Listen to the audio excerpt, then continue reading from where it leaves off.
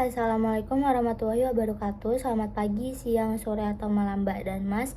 Izin memperkenalkan diri, saya Niwen Sandini Ardelia dengan NIM G0024179.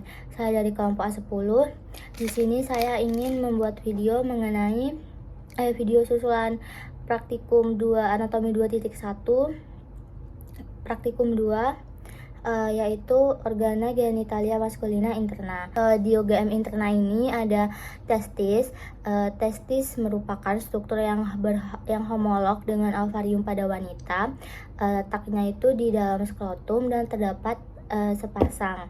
Jadi testis yang di kiri itu lebih rendah dibanding testis yang di kanan, karena funiculus spermaticusnya itu lebih panjang. Nah, funiculus spermaticusnya ini menghubungkan testis dengan struktur yang terletak dalam cavum abdomen. Itu tuh tempat testis berasal pada masa embrio. Selanjutnya ada descendensus testiculorum. Nah, ini tuh proses turunnya testis ke skrotum dari cavum abdomen selama masa embriogenesis.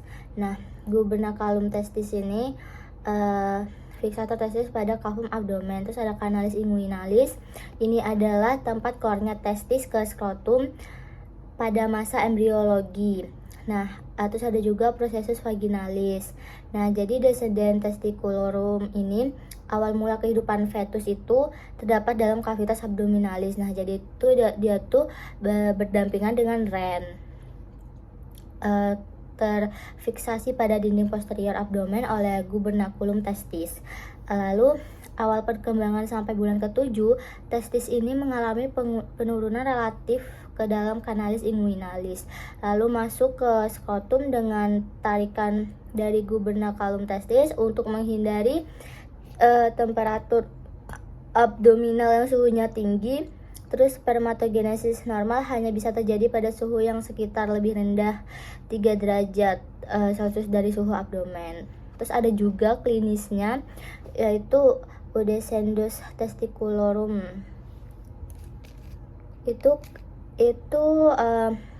klinisnya adalah cryprotesidismus.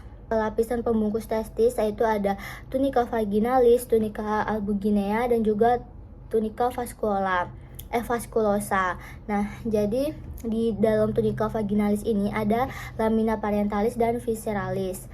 Nah, di lamina parentalis pada tunica vaginalis ini dia itu menempel pada fasies interna skrotum. Nah, sedangkan yang lamina visceralis ini menempel langsung pada substansi testisnya.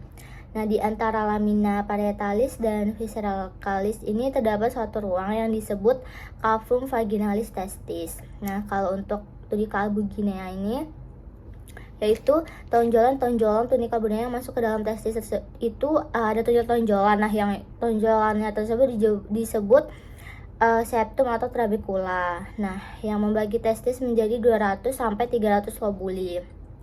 Terus ada di dalam lobus, di dalam setiap lobulus yang warna pink itu terdapat tubuli contortis seminiferis.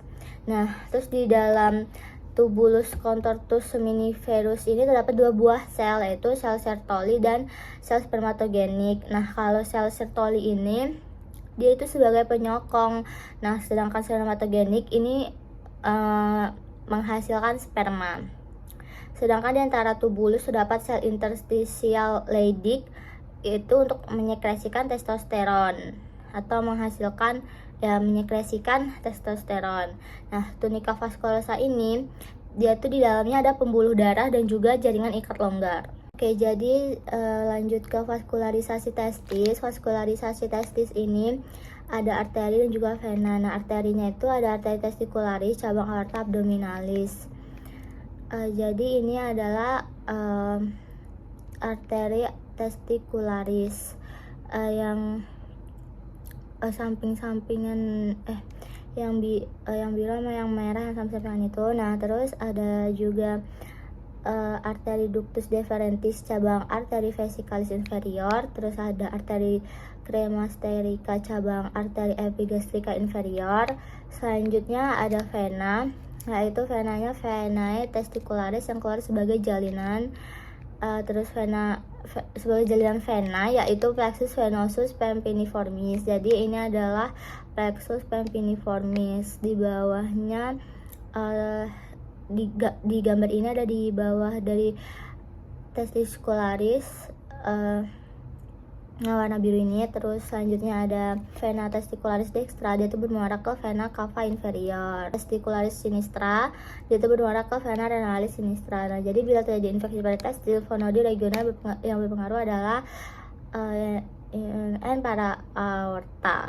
Inervasi dari testis. Nah, inervasi dari testis ini yang pertama ada plexus testicularis atau otonom cabang segmen thoracic 10 sampai 12. Terus ada nervus genitofemoralis, ini cabang segmen lumbal 1 sampai 2. Epididymis. Nah, struktur umumnya dia tuh melekat pada sebelah lateral margo posterior testis. Nah, fungsinya epididymis ini tempat penyimpanan spermatozoa. Terus kalian tempat untuk dia tuh terjadinya pematangan. Terus ada fixator epididymis.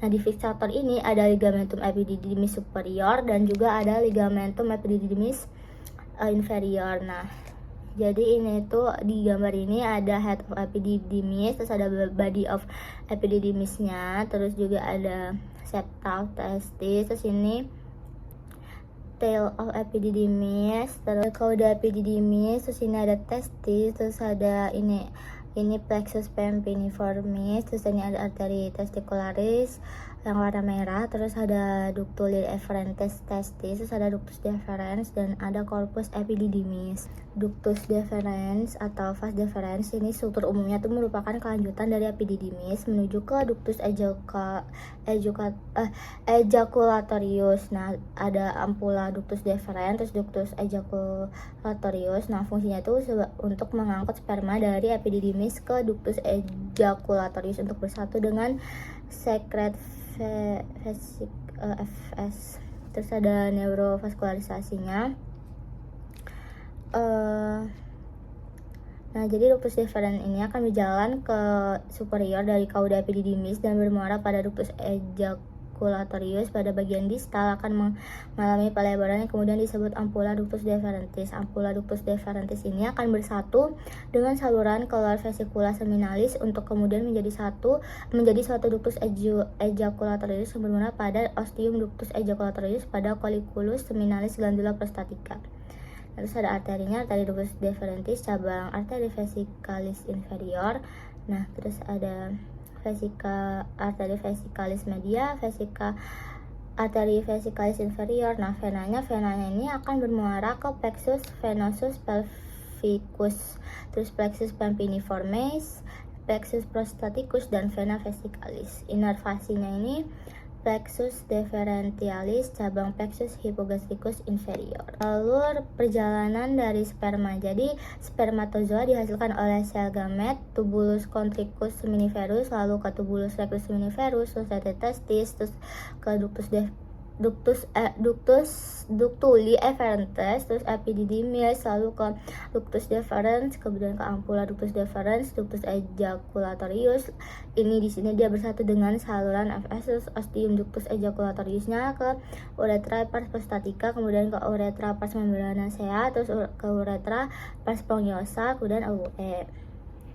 Oke, baik, mungkin segitu saja video dari saya. Mohon maaf jika ada kesalahan kata atau penyebutan kalimat. Saya akhiri. Wassalamualaikum warahmatullahi wabarakatuh. Selamat pagi, siang, sore, atau malam Mbak dan Mas. Terima kasih.